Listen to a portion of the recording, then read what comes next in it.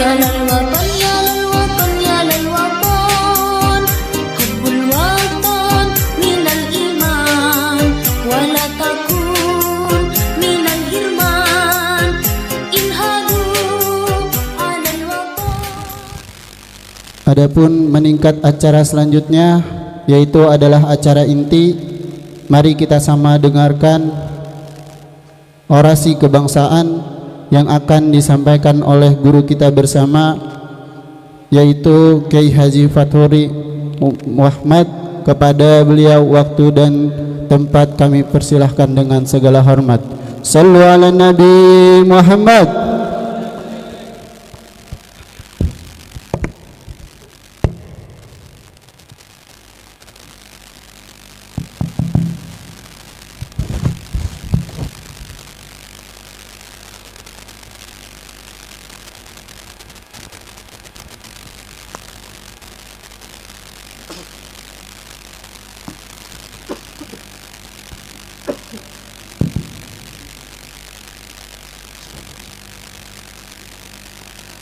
Assalamualaikum warahmatullahi wabarakatuh.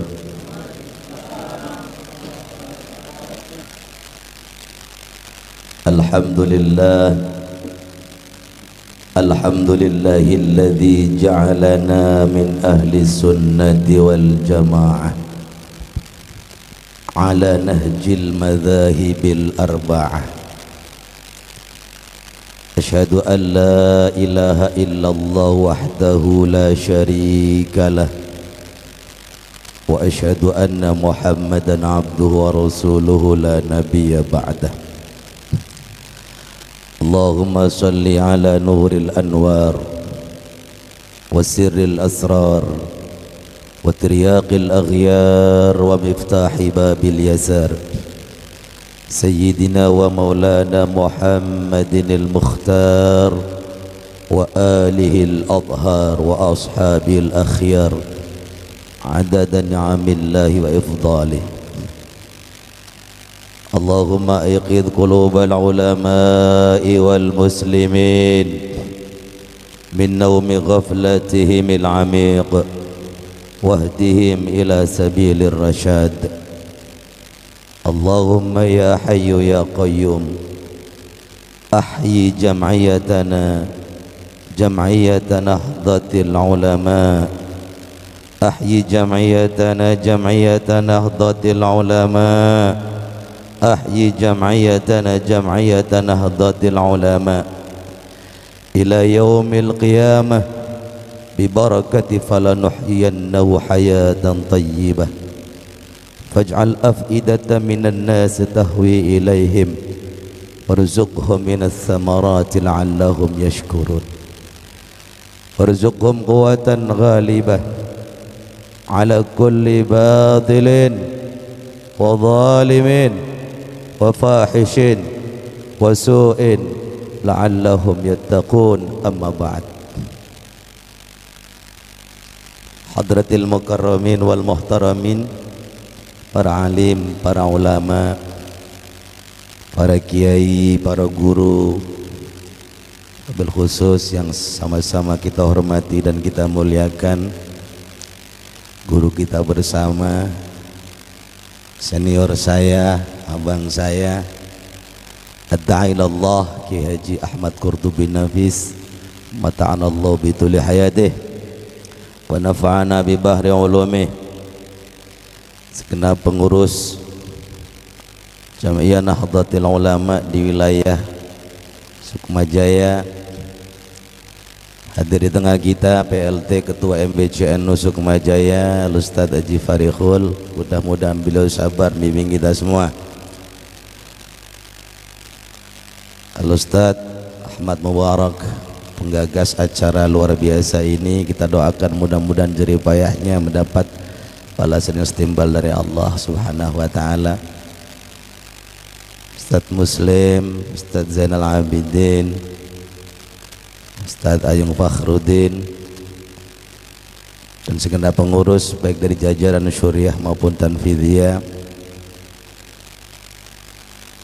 para pengurus Badan Otonom NU, ada Jatman Jam'iyah Lutariqal Mu'tabar An-Nahdiyah, ada Muslimat, Fatayat, Ibnu, IPPNU, Ansar, dan para sahabat-sahabat yang luar biasa, sahabat Banser, hadirin wal hadirat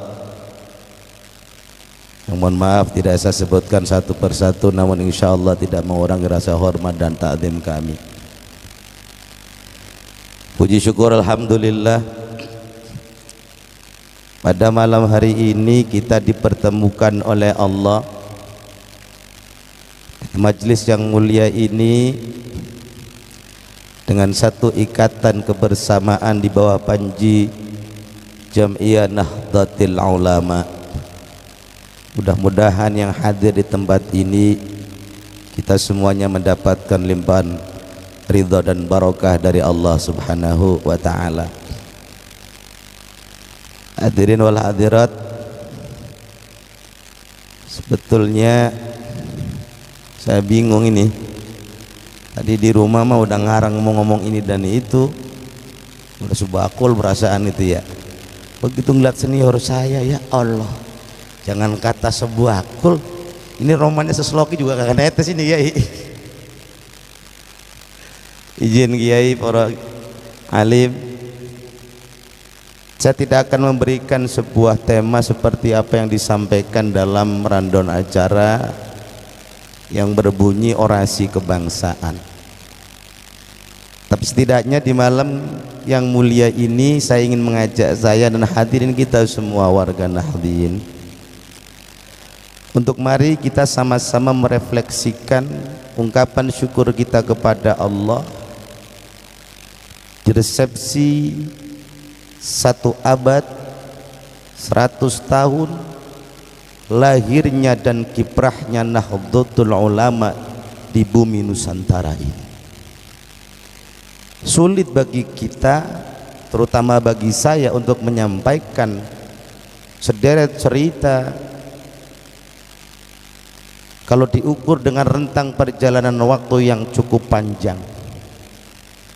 100 tahun atau 1 abad bukanlah perjalanan yang singkat. 31 Januari 1926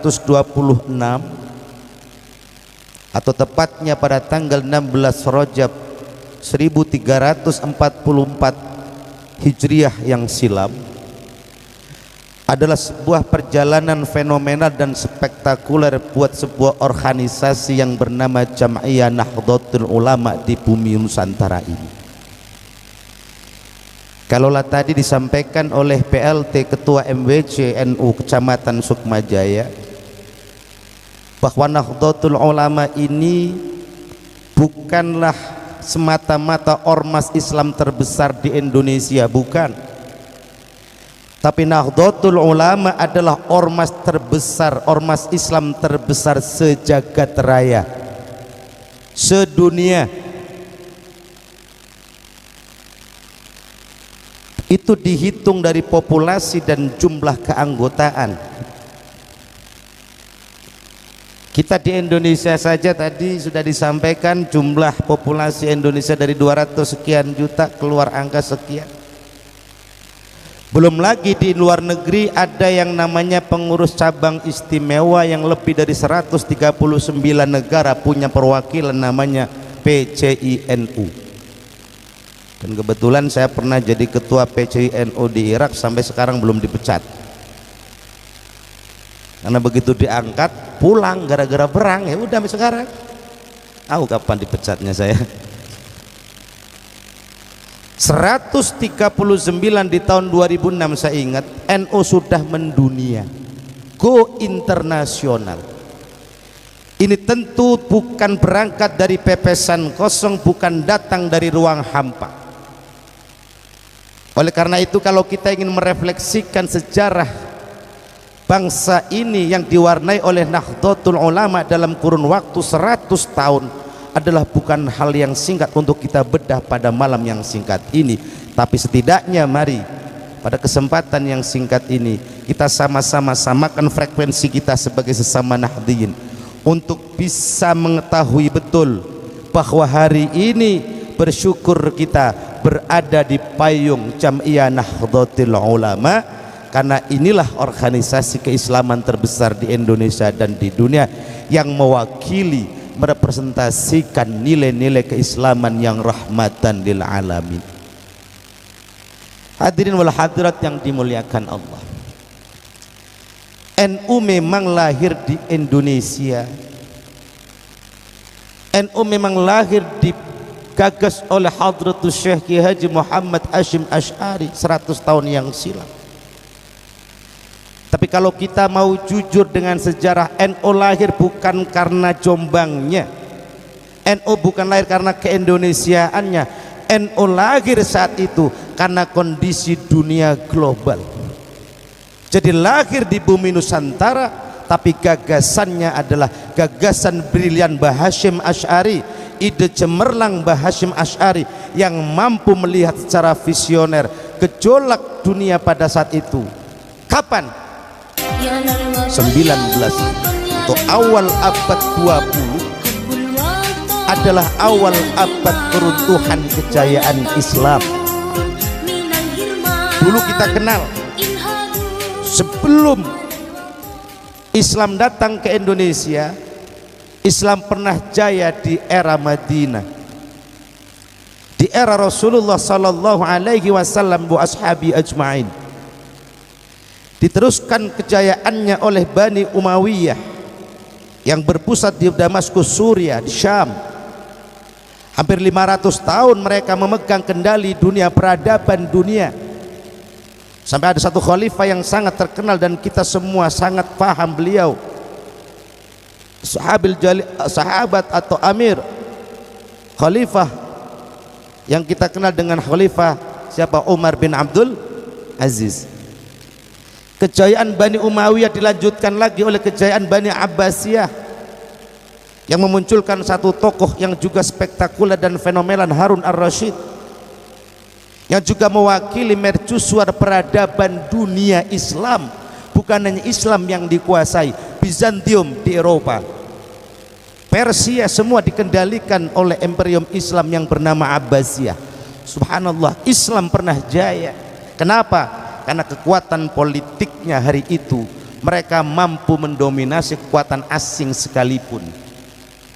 Ulama lahir dengan segala kehebatan ilmuannya. Siapa yang tidak kenal Baghdad? Siapa yang tidak kenal Basrah?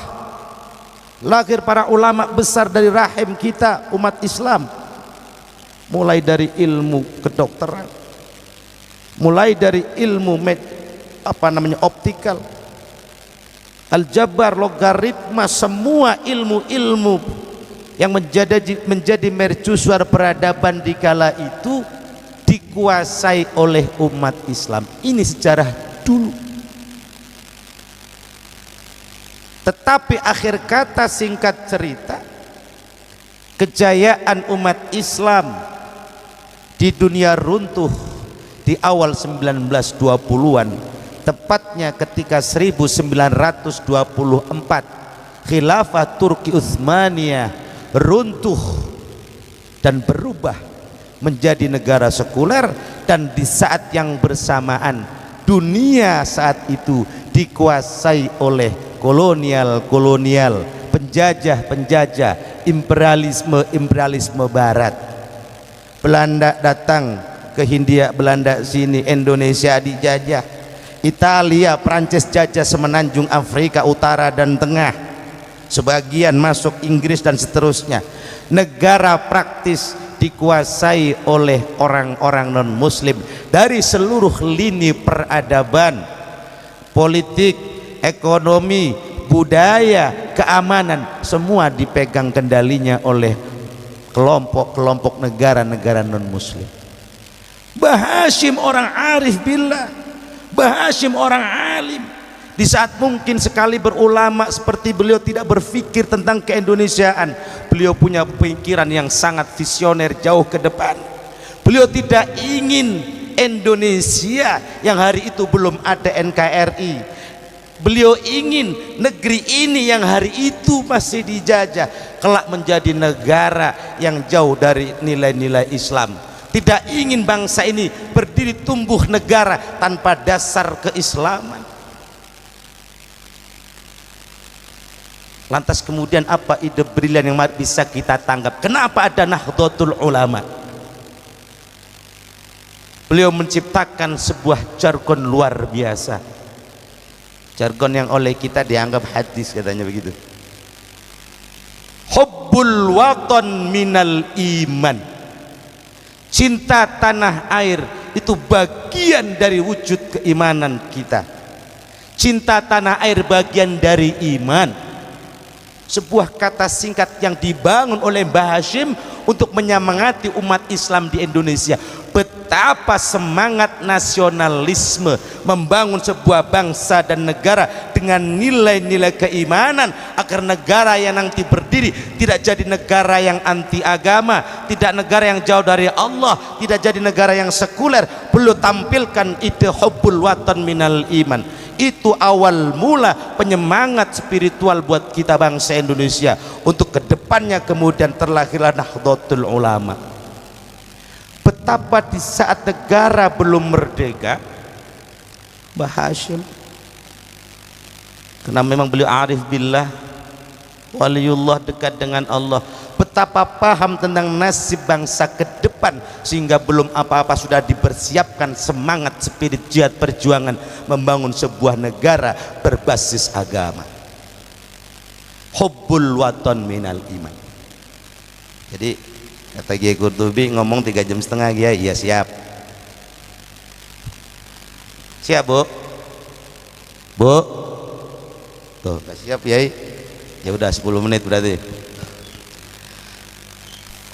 Hadirin yang dimuliakan Allah, bicara NU itu tidak lepas dari tentang kebangsaan. Karena mari kita jujur, lahirnya negara kesatuan Republik Indonesia ini diilhami salah satunya oleh spirit perjuangan Nahdlatul Ulama. Kalau ini ditarik ke belakang, luar biasa Nahdlatul Ulama. Gagasan Mbah Hashim juga bukan gagasan Nusantara murni. Jauh sebelum Mbah Hashim ada gagasan kenegaraan kebangsaan yang sudah dirintis oleh Al-Imam Mawardi dalam kitab Al-Ahkamus Sultaniyah. Banyak teori-teori yang beliau sampaikan bahwa untuk membangun negara yang berbasis keislaman secara kuat, politik dan seterusnya, harus dicapai segala perangkat-perangkat pendukungnya. Tidak kurang Abu Ya'la Al-Farra mengarang kitab yang sama. Tapi yang paling fenomenal kemudian, yang menurut saya ini gagasan yang diadopsi, yang ditampilkan oleh Mbah Hashim dalam wujud hubbul watan minal iman, juga tak terlepas dari gagasan konsep kenegaraan kebangsaan yang memiliki nilai-nilai keagamaan yang digagas oleh Hujjatul Islam Abu Hamid Muhammad Al-Ghazali At-Tusi di dalam kitabnya Ihya Ulumuddin juzuk pertama halaman 17. Biar kita faham betul bagaimana urutan NU dan NKRI. Kata Imam Ghazali, al-mulku wad-dinu tau'aman, fad-dinu aslun wal mulku harisun, wa ma la asla lahu famahdumun, wa ma la harisa lahu fadha'i'un. Al-mulku, kekuasaan politik, negara bangsa, wad-dinu, dan agama itu tahu aman, laksana dua saudara kembar yang tidak bisa dipisahkan. Keduanya harus saling melekat, keduanya harus saling menyatu. Tidak bisa bicara bangsa tanpa agama, tidak bicara bangsa agama tanpa bangsa, tanpa negara. Dua-duanya saling mendukung. Fad-dinu aslun, agama itu landasan pokok, landasan fundamental. Negara dibangun harus berbasis pada agama agar negara yang dibangun memiliki nilai-nilai ketuhanan. Maka famala aslalau famahdumun, apapun perkara kita di dunia yang tanpa landasan agama, termasuk bangsa dan negara, famahdumun, hancur, kata Imam Ghazali. Silahkan lihat negara-negara yang tidak berbasis agama, negara-negara yang sekuler, negara-negara yang tidak memiliki tata nilai moral dan etika, hancur masyarakatnya. Famala harisalau fadai'un. Sedangkan segala sesuatu yang tidak ada penjaganya, termasuk negara, termasuk agama. Kalau agama kita, umat beragama, di dalam melaksanakan ritual keagamaan kita, ibadah kita, kok tidak didukung negara, hilang kita. Wujud nyata hari ini, negara ngopenin kita, ngurusin kita. Haji diurus negara, masjid dibantuin, kasih sumbangan-sumbangan, dana hibah dari negara. Apalagi masjid kita kalau nggak dibantu kan lama bikinnya ya, udah setahun 2 tahun itu ramai-ramai RT RW nggak jadi-jadi itu. Negara punya partisipasi menjaga kehidupan beragama kita. Tanpa peran serta negara mungkin kita tak senyaman ini. Hadirin wal hadirat, sekedar sedikit perbandingan. Ketika suatu komunitas manusia beragama umat Islam di suatu negara, lantas tidak ada pembelaan dari negara, tidak ada backup dari pemerintah dalam tata kelola kehidupan keagamaan, maka umat beragama hancur lebur. Irak contohnya. 10 tahun saya di Irak, 4 tahun pertama aman, negara tampil kuat ngatur. Oh, orang Syiah ibadahnya di sana, orang Sunni di sini. Udah jangan berantem. Kalau pukul-pukulan 6 bulan masuk penjara. Agama ngatur, negara ngatur. Begitu negara runtuh, Sunni Islam, Syiah Islam, sampai hari ini perang dua-duanya nggak sudah-sudah. Semua suka-suka mereka, karena negara tidak lagi punya intervensi ngurusin kehidupan beragama masyarakat. Betapa apa yang menjadi gagasan Imam Ghazali yang ditangkap oleh Mbah Hashim dengan brilian, kemudian beliau tuangkan betapa hubbul watan minal iman, juga 2 hal yang tidak dipisahkan, bahwa meskipun kita umat beriman tidak cukup hanya mengandalkan keimanan keagamaan kita, tapi untuk bisa melaksanakan syariat Islam dengan baik, dengan benar, dengan nyaman, perlu piranti bernama negara yang akan mengawal, membackup dan melindungi kita dari segala bentuk kerusakan-kerusakan pada saat kita menjalankan syariat beragama. Itu yang pertama. Jadi NU lahir karena gagasan betapa dulu settingannya sebelum negara Indonesia merdeka pun Mbah Hashim sudah memikirkan negeri ini. Subhanallah, luar biasa. Kenapa enggak jamiah yang lain? 1912 Muhammadiyah sudah lahir, alhamdulillah, saudara tua kita sudah ada. Tapi gagasan dan konsep kebangsaan, kenegaraan yang secara konkret dimanifestasikan, diimplementasikan di lapangan, itu nyaris Nahdlatul Ulama di garda terdepan. Oleh karena itu pada refleksi 100 tahun 1 abad malam hari ini, yuk mari kita sama-sama untuk mengenang sejarah perjuangan Mbah Hashim dan Nahdlatul Ulama dalam kiprahnya 100 tahun menjadi garda terdepan membentengi negara kesatuan Republik Indonesia ini.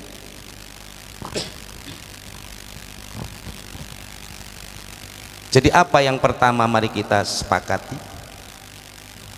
Jauh sebelum negeri ini merdeka, jauh sebelum negeri ini bernama NKRI, NU sudah memikirkan ini Republik Indonesia. Dari kehendak siapa? Dari kehendak para ulama kita. Maka duduknya kita di tempat ini mudah-mudahan dianggap sebagai wujud syukur kita, mahabbah kita kepada Hadratus Syekh Hasyim Asy'ari dan para ulama pendiri Nahdlatul Ulama. Hadirin kaum muslimin muslimat, nahdien wa nahdiyat yang dirahmati Allah. Yang kedua, bicara tentang NU pasti bicara tentang kebangsaan. Jadi artinya kalau kita siap masuk di Nahdlatul Ulama, kita siap menjadi bagian dari Nahdlatul Ulama, maka kita juga niatkan kesiapan kita bukan hanya untuk tampil melaksanakan amalia-amalia keagamaan berhaluan ahlu sunnah wal jamaah, tapi kita harus siap juga ikut para kiai, para ulama menjadi garda terdepan, membentengi, mengawal dan menjaga NKRI. Jadi jangan ketimbang bisa muludan, bisa haul, bisa apa kunut, tapi negara diacak-acak orang kita diem baik. Kita ngikut itibak para ulama. Jadi syarat sadar maupun tidak sadar, siap maupun tidak siap, ketika orang berintima bergabung dengan Nahdlatul Ulama, pertama kita harus siap memperjuangkan nilai-nilai ahlu sunnah wal jamaah, dan yang kedua kita siap mempertahankan keutuhan negara Republik Indonesia. Itulah konsep kebangsaan yang dibangun. Makanya kenapa dikatakan Nahdlatul Ulama jam'iyah diniyah wajtimaiyah. NU itu jam'iyah diniyah, organisasi yang berbasis keagamaan, keagamaan yang berhaluan ahlu sunnah wal jamaah. Maka sudah semestinya amalia kita semua ahlu sunnah wal jamaah, kunut, ratiban, manakiban, selawatan, ziarah kubur, apalagi seterusnya, praktis gitu. Tapi baru koma, belum utuh kita menjadi bagian NU kalau ketimbang hanya amalia saja. Tetapi bagian kedua adalah istimaiyah, bahwa NU itu juga harus punya peran serta kontribusi, terlibat dalam urusan-urusan sosial kemasyarakatan yang ujungnya berarti bicara soal berbangsa dan bernegara. Karena negara ini isinya adalah sosial masyarakat. Kalau kita merawat kehidupan sosial, kita merawat kehidupan masyarakat, maka sejatinya kita sedang merawat bangsa, struktur bangsa ini. Makanya kalau jadi orang NU jangan suka bikin onar di tengah masyarakat, itu udah jelas. Makanya kalau jadi orang NU harus akur dengan sesama anggota masyarakat apapun agamanya, itu harus jelas. Karena itu bagian dari cara kita berkhidmah di NU sebagai jam'iyah diniyah wajtimaiyah. Artinya apa? Bicara NU satu, bicara akidah ahlus sunnah wal jamaah. Bicara yang kedua, bicara tentang sosial kemasyarakatan yang ujungnya nanti akan bicara tentang soal negara bangsa, kehidupan bermasyarakat, berbangsa dan bernegara. Itulah 100 tahun yang sudah dijalankan oleh NU. Naik sedikit Muktamar 11 misalnya, kita lihat di Banjarmasin, NU diuji dalam konsep berbangsa dan bernegara ketika elemen-elemen lain menginginkan negara ini mestinya harus negara Islam, negara ini mestinya dasarnya bukan Pancasila tapi syariat Islam, negara ini mestinya warnanya harus Islam. Ada kelompok yang ingin memaksakan bangsa ini menjadi eksklusif, menjadi bangsa negara Islam, mengabaikan kelompok lain yang di sana ada Nasrani, agama lain, suku lain dan seterusnya. Nggak penting buat mereka, yang penting ini negara harus Islam. NU diuji secara kenegaraan. Maka melewat Muktamar ke-11 di Banjarmasin 1936, NU mengambil satu keputusan resolusi bahwa negara ini bukan Darul Islam tapi Darussalam. Hebat NU. Ini negara jangan disulap jadi negara Islam, tetaplah ini negara menjadi negara Darussalam, negara yang damai. Kesadaran untuk berdamai dengan seluruh elemen bangsa ini yang sangat plural, yang sangat heterogen, yang sangat bineka tunggal ika diangkat kembali oleh NU. Meskipun Nahdlatul Ulama mayoritas, meskipun Muslim mayoritas, tapi NU nggak ngotot pengen jadi negara Islam. Tahu ada saudaranya yang tidak Muslim, Tidak boleh atas nama agama memaksakan kehendak kemudian mengkebiri hak-hak kenegaraan masyarakat lain, Nasrani, Buddha dan seterusnya. Kita ingin cinta damai, bahwa dalam rumah besar kita bernama Indonesia ini mereka juga tetap dihargai. Tak perlu mengusung negara Islam, yang penting Islam ruhnya hidup, syiarnya hidup, yang lain bisa hidup berdampingan. Itu yang dikembangkan oleh NU, nggak ngotot. Makanya kalau ada orang yang semangatnya ngotot, ini kira-kira bukan NU ini. Cinta damai. Makanya selepas kemerdekaan negara ini 17 Agustus 1945, itulah ujian pertama sesungguhnya. Apakah NU mampu menjadi garda NKRI atau akan tumbang dengan elemen lain yang memaksakan kehendak? Ternyata 100 tahun membuktikan NU tetap jaya. Ujian pertama masih kita ingat ketika bicara soal bangsa dan negara, ketika dalam panitia persiapan kemerdekaan Republik Indonesia PPKI dulu, yang diwakili oleh 21 anggota plus 7 susulan, yang disepakati oleh Jepang, silakan Indonesia kalau merdeka, ini panitianya. Panitia mempersiapkan, NU sudah menjadi bagian dari panitia persiapan kemerdekaan, diwakili oleh putra Hadratus Syekh yakni Kiai Haji Abdul Wahid Hashim, ayah anda Abdurrahman Wahid Gus Dur. Beliau satu dari 21 anggota PPKI, panitia persiapan kemerdekaan. NU sudah terlibat nyata ketika PPKI sepakat merumuskan butir-butir Pancasila yang kemudian kita kenal dengan Piagam Jakarta. Apa ujian pertama?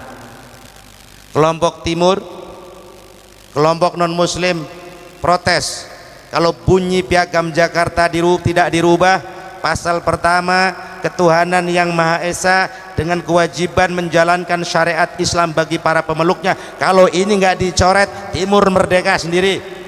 Kalau ini nggak dicoret, Nasrani bikin negara dewek.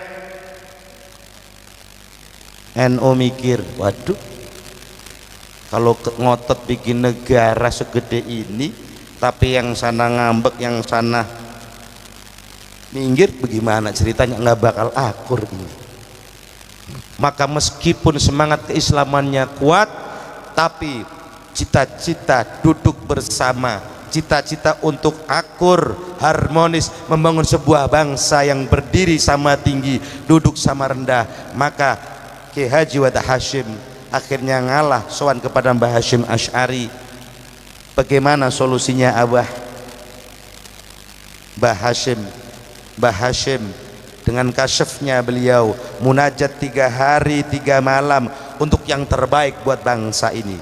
Bukan Mbah Hashim gak cinta Islam, bukan Mbah Hashim gak pingin negara ini jadi negara muslim, tapi kepentingan lebih besar lagi ada di kepala Mbah Hashim. Beliau munajat 3 hari, mohon petunjuk kepada Allah bagaimana ketika negara ini berdiri dengan asas yang bisa disepakati seluruh elemen bangsa, bukan hanya muslim, bukan hanya NU, bukan hanya Muhammadiyah, bukan hanya Perti, bukan hanya Wasliyah, bukan hanya itu, tapi seluruh komponen bangsa. Maka lahirlah kesimpulan akhir, iya, silakan dihapus, cukup dengan ketuhanan yang Maha Esa, yang penting semua duduk bareng, duduk damai. Jadilah negara seperti sekarang ini.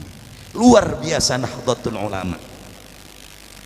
Nah, coba kalau dulu ngotot, agak bisa kudu Islam, yang Nasrani minggir, kemana tahu dah, nggak jadi ini negeri. Semangat kebangsaan sudah menggelora di saat orang sudah ingin berebut kekuasaan. NU tidak berpikir hanya mengedepankan aspek keislaman, tapi NU berpikir hal yang lebih besar, bagaimana ini negeri tumbuh merangkul semua elemen sekalipun bukan dengan sesama muslim. Itu yang kedua, NU dan kebangsaan. Perjalanan panjang berikutnya NU diuji kembali ketika Muktamar 27 di Situbondo. Gerakan-gerakan yang belum puas memaksakan agar negeri ini dibongkar, jangan Pancasila. Syariatnya harus Islam, asasnya harus Islam, jangan Pancasila, itu toghut, itu kafir, nggak cocok. Diuji kembali. NU Istiqamah melalui Muktamar Situbondo 1984 ketika Kiai Haji Ahmad Siddiq didaulat sebagai Rais dan Abdurrahman Wahid jadi ketua PBNU saat itu, seluruh muktamirin sepakat kita terima Pancasila sebagai asas tunggal berdirinya negara kesatuan Republik Indonesia ini. Kekeh, Pancasila adalah solusinya. Padahal yang lain udah pengen, ya NU begitu lagi, dah begitu. Luar biasa, NU nggak goyah. Karena di mata NU bukan soal keislaman semata, tapi soal rahmatan lil alamin yang dikehendaki. Ujian berat lagi NU di era Orde Baru. Kita tahu ya Pak, presiden kita siapa dulu Orde Baru? Pak Soeharto. Ini yang baru masih bocah belum tahu ya. Zaman Pak Harto, Masya Allah, negeri ini beliau kuasai 32 tahun. NU posisinya cuman seperti tukang dorong gerobak mobil mogok. Kita suruh dorong, suruh sukseskan pembangunan, mobil mogok suruh dorong, mobil jalan kita ditinggal. NU nggak kebagian apa-apa. NU protes? No, NU nggak protes. Orang NU ustadz-ustadz di kampung, kiai-kiai di kampung paling banter jadi kepala KUA doang kan. Jarang zaman juru di kepala kantor, jarang. Apa ngurut NU? Enggak. Nuntut? Enggak. Padahal NU berhak nuntut. NU berhak nuntut karena negeri ini hadir karena ide dan gagasan brilian NU. Tapi bukan watak NU untuk menuntut apa yang sudah diperjuangkan karena Allah. Itulah hebatnya NU. Nah, coba sekarang berjuang kagak, nuntut ono, nuntut ini. Katanya kami paling berhak. Segitu besarnya peran kontribusi Nahdliyin, para ulama kita, masyayikh kita, santri-santri kita.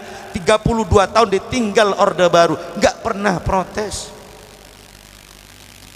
Kenapa? Buat mereka bukan soal jabatan kekuasaan, tapi tentang kebangsaan dan nasionalisme. Bangsa ini harus utuh, nasional kita harus aman, makanya ngalah untuk bersama.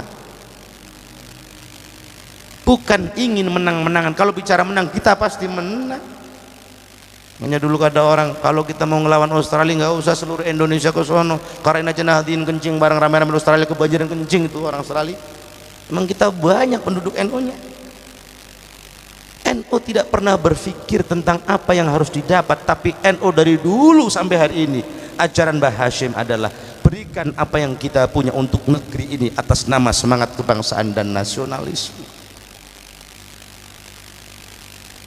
Bahwa kekuasaan adalah bagian penting, iya. NU pernah diuji dengan politik tahun 50, pernah ikut pemilu 55, leading. Tapi apakah lantas kemudian NU terus bercokol di situ? Tidak. Pasang surut politik menyebabkan NU berpikir ulang untuk kembali pada khittah, bahwa khittah NU itu bukan tidak berpolitik, bukan, tapi khittah NU adalah NU kembali ke asas dasar didirikan oleh Mbah Hashim sebagai jam'iyah yang fokusnya bidang agama dan sosial kemasyarakatan. Politik yang dibangun bukan politik kekuasaan, tetapi politik kebangsaan. Jadi meskipun politiknya nggak dapat kue kekuasaan, bagi NU yang penting bangsa ini utuh, alhamdulillah.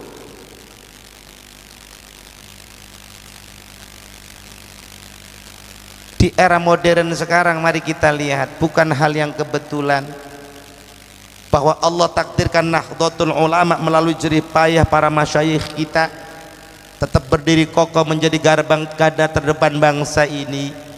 Ketika negara kita mencanangkan 4 pilar kebangsaan, 4 pilar kebangsaan, yang pertama Pancasila, yang kedua Bhinneka Tunggal Ika, yang ketiga NKRI, Yang terakhir Undang-Undang Dasar 45. Makanya oleh para masyayikh kita, para kiai diplesetin. Oh nggak salah tuh, pilar bangsa kita emang 4, PBNO. P Panca, B-nya Bhinneka Tunggal Ika, N-nya NKRI, U-nya Undang-Undang Dasar 45. Itulah spirit NU, menjaga, merawat, mengawal Pancasila, Bhinneka Tunggal Ika, NKRI, dan Undang-Undang Dasar 45. Makanya NU nggak pernah mikirin mau merubah Pancasila dari Al-Quranul Karim, enggak. NU nggak pernah mikirin bendera merah putih diganti bendera la ilaha illallah, enggak. Yang dipikir NU, Islam kuat di bumi Nusantara, negara damai, titik. Makanya kalau kita ber-NU dengan semangat kebangsaan bisa dilihat dari poin-poin, butir-butir doktrin yang diajarkan masyayikh kita. Ada 4 pilar ke-NU-an yang mari semua harus kita rawat. Apalagi sekarang tema 100 tahun apa judulnya? Merawat jagat, membangun. Mari kita berkomitmen melalui bendera Nahdlatul Ulama, kita menjadi bagian yang merawat jagat semesta ini dengan konsep rahmatan lil alamin, dan itu ada di NU. Dengan momentum 100 tahun ini mari kita menjadi bagian untuk ikut berpartisipasi membangun peradaban, karena bangsa yang beradab hanya bangsa yang dilandasi semangat keagamaan berbasis kemanusiaan dalam bingkai bangsa dan negara. Tidak akan pernah muncul peradaban manusia jika satu dengan yang lain saling bertikai. Negara perlu hadir untuk mengamankan, menjaga, dan NU dukung itu. Makanya nggak pernah ada sejarah NU ngerecokin pemerintah. Ditinggal 32 tahun NU nggak pernah ngirim pasukan laskar panser demo di Monas, nggak pernah, nggak akan pernah. Itu bukan watak kultur NU. Ketidaksepemahaman kita Nahdliyin dengan orang lain, termasuk dengan pemerintah, ketidaksamaan kita dengan orang lain termasuk dengan pemerintah, tak pernah diwujudkan dengan demonstrasi tanpa moral. Yang diajarkan apa kalau di NU? Kalau mau demo bareng-bareng istighosah di atas sajadah, keren, rapi, damai, dapat pahala, dapat berkah. Lah coba saya bayangin kalau ketua MBC NU Sukma Jaya nggak seneng pemerintah, woi banser Monas semuanya. Lah Monas penuh itu, mana puntung rokok penuh banget itu nanti ya. Lu orang NU ngerokok semua, kesian dinas kebersihan itu. Enggak. Udah duduk di majelis istighosah, manakiban, selawatan, munajat sama Allah. Allah mahdi qaumi fa innahum la ya'lamun. Kalau memang pemerintah enggak sama dengan kita, doain ya Allah moga-moga nanti dibenarkan, dikasih hidayah. Kirim kiai kita, datengin pelan-pelan. Wajadilhum billati hiya ahsan. Ajak ngomong bareng baik-baik, diam-diam. Kok kayak sekarang ngajak ngomong belum nyampe udah ngotot-ngotot baik begini-begini. NU tidak. Kita lihat coba 4 pilar, 4 prinsip ke-NU-an yang menjadi karakter NU mengawal negara bangsa ini. Yang pertama, konsep tawassut. Betapa Nahdlatul Ulama ala manhaj Ahlus Sunnah wal Jamaah mengajarkan kita sikap perilaku tawassut, moderat, jalan tengah, nggak gerubak-gerubuk, ke sono-sono, nggak ke sono-sono. Ini kan kadang rumahnya ada yang kono banget dia, kalau udah galak banget ya, minder banget. Enggak, tawassut, segala sesuatu dipandang secara proporsional, secara seimbang, berpikirnya nggak kelewat kanan, nggak radikal, berpikirnya nggak kelewat kiri, liberal. Maka di NU diajarkan negara ini tegak kalau diusung dengan konsep tawassut, moderat. Kalau ngomong jangan lebay, orang semua dikata-katain lo bid'ah, ini fitnah, ini kafir, ini tuat, apa be keluar semua yang kenceng-kenceng. Nah orang NU pamali nggak boleh. Emang diajarkan begitu sama guru-guru kita, masyayikh kita. Juga jangan terlalu letoy, jangan terlalu liberal. Agama digambang-gambangin, negara digambang-gambangin, enggak penting. 100 tahun NU hebat karena prinsip tawassut yang dibangun. Dihantam kanan, NU tetap tenang di tengah. Hantam kiri, NU nggak terikut ke kiri, tetap di tengah. Gosok kanan, tetap di tengah. Gosok kiri, NU tetap di tengah. Maka kita Nahdliyin juga harus seperti pakainya para masyayikh Nahdlatul Ulama, sifat dan perilaku kita tawassut. Negeri ini eksis karena tawassut. Suriah hancur karena elemennya menjadi radikal karena ISIS. Irak hancur karena Al-Qaeda. Semua orang semau-mau dia galak. Lah kalau sono galak pakai bedil, kakak setuju sama gua, Bang? Mati. Orang kita kan paling berani sama gua. Begitu ya? Begini doang. Di sana nggak sepakat pistol, revolver, apa semua, blok apa keluar, AK-47 apa semua itu, RGB, Katiosa keluar semua. Jangan biarkan negeri ini dihantam radikalisme. Tahu kuncinya NU karena dia punya semboyan tawassut, prinsip moderat. Yang kedua, untuk menjaga agama dan bangsa kita utuh dalam satu bingkai negara ini, NU sudah mengajarkan kita tentang sikap yang tawazun, seimbang, balance. Seluruh perilaku kita harus dasarkan pada keseimbangan, seimbang zahir maupun batin. Makanya di NU nggak diajarin ketimbang syariatnya doang, bukan zahirnya saja yang diolah oleh NU, batinnya Nahdliyin juga diasah. Sholat rajin, makanya pada selawatan ya rajin, managiban rajin, dzikiran rajin, ziarah kubur rajin, biar nggak kering, biar seimbang. Lah kan blok sono yang rumahnya galak-galak kan karena sholat doang kan sampai jidatnya pada hitam ya. Dzikiran kagak, ziarah kubur kagak, borok manakiban selawatan bid'ah atau begitu. Hidup tidak seimbang, kering perilakunya, garing akhlaknya. Ketemu orang nggak sama, kafir ente, bid'ah ente, dolalah ente. Ini jarinya bid'ah amat kata saya. Main tunjuk-tunjuk. NU tidak. Tawasun, hidup seimbang, dunyawiyan ukhrawiyan, zahiran wa batinan, yaqdhatan wa manaman. Itu ada di Nahdlatul Ulama. Makanya kalau orang di Nahdlatul Ulama diajarin keseimbangan zahir batin, pikiran, akal, jiwa, seimbang hidupnya, nggak gerusa-gerusu, nggak pecicilan, nggak petantang betenteng, kalem. Makanya negeri ini diguncang kayak apa? Presiden dicaci maki, NU datang ngadem-ngademin, nggak ngompor-ngomporin. Yang ketiga, pilar NU yang ketiga yang mengajarkan kepada kita Nahdliyin demi keutuhan negeri dan bangsa ini, mereka mengajarkan, NU mengajarkan tentang prinsip i'tidal.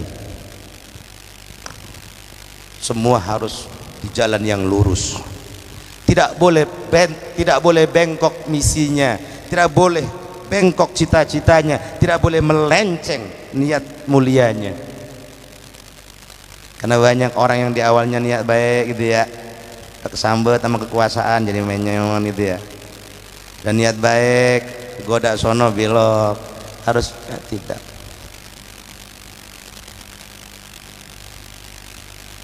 Yang keempat, pilar yang dibangun ini yang penting, dan terakhir, negeri kita sakit karena negara ini sedang digerogotin.